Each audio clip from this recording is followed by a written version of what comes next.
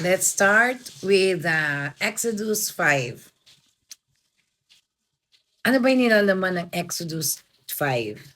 Ito yung pagharap ni Aaron at Moses sa hari ng Egypt. Okay. Chapter 5 tells the story of how Moses and Aaron obeyed God and went in Pharaoh to ask him to let the Israelites go and worship God in the wilderness. But instead of listening, Pharaoh became angry and made the Israelites suffer even more. Humarap na nga po ang sina Aaron para ipakiusap na ilabas na po ang mga Israelites, payagan na lumabas.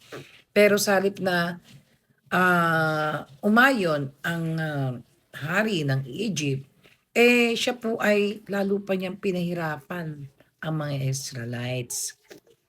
The story of Exodus 5, Moses and Aaron went before Pharaoh and said, "This is what the Lord, the God of Israel, say, let my people go."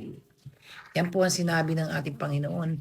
Hayaan niyong lumabas ang aking mga anak, ang mga Israelita. But Pharaoh proudly answered that he did not know the Lord and refused to let them go. Excuse me po. Instead, Pharaoh accused the Israelites of being lazy. He made their work much harder by ordering them to continue making bricks without being given straw.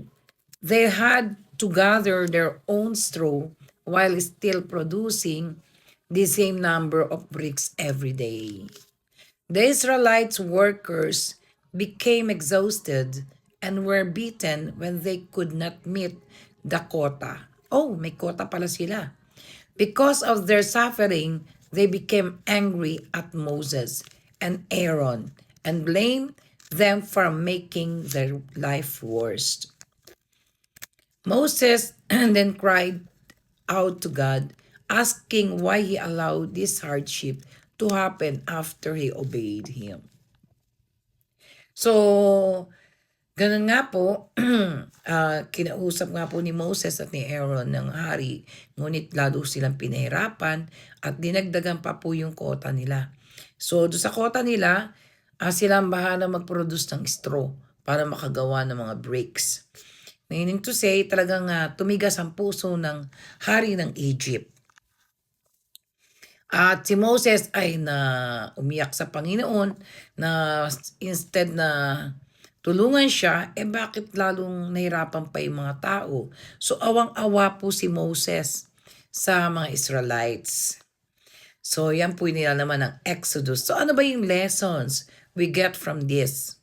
So the lessons are, obeying God does not always bring immediate comfort. Meaning, kapag sinunod mo Panginoon, don't expect na bibigyan ka ng Panginoon ng mabilis ang kasagutan o paglutas na iyong hinihingi sa Kanya. Sometimes, when we follow God's calling, challenges may become harder before things get better.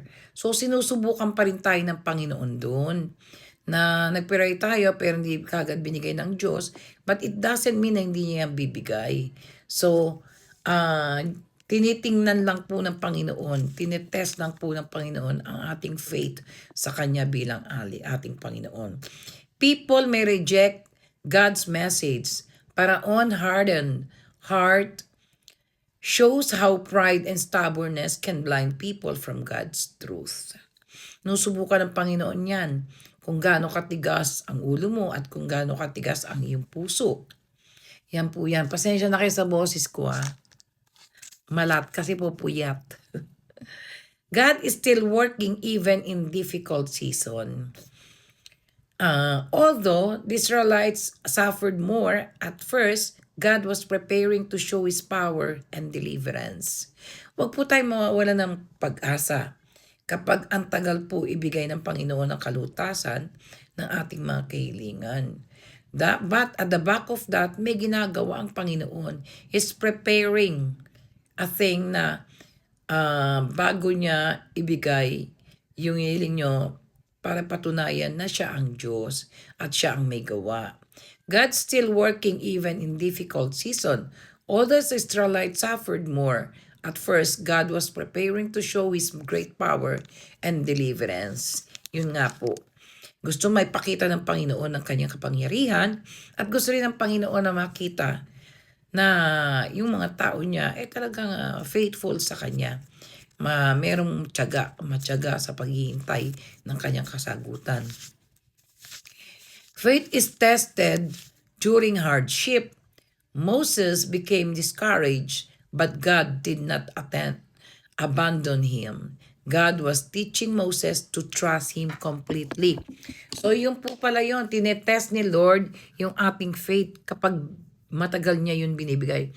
Kung maobserbahan niyo po yan sa buhay ng natin sa ngayon, in our real life, totoo naman po yan di ba? Minsan may problema tayo, hindi yan kaagad sinasagot ng Panginoon. Pero, kapag naging faithful tayo at patient tayo kay Lord, 100% ibinibigay po ng ating Panginoon yan. He's just testing us. Gusto lang na maramdaman ng Panginoon that you are really completely have faith and trust in Him. Parati ko pong sinasabi, inuulit ko sa inyo, yung wisdom na tinuro sa atin ng Panginoon, yun po yung lumayo sa masasamang gawain at lumayo sa masasamang tao at have faith and trust in God. Obey His rules para mapatunayan nyo na ang Panginoon ay buhay na buhay sa ating puso. Maraming salamat po. Don't forget to pray every day, morning and night. Please read your Holy Bible. Magbasa po tayo ng Biblia para sa kagagaan ng ating puso at ikasasaya ng ating puso. Magmumukha po kayong bata kapag kayo ay nasa Panginoon. Purihin ang Panginoon, purihin ang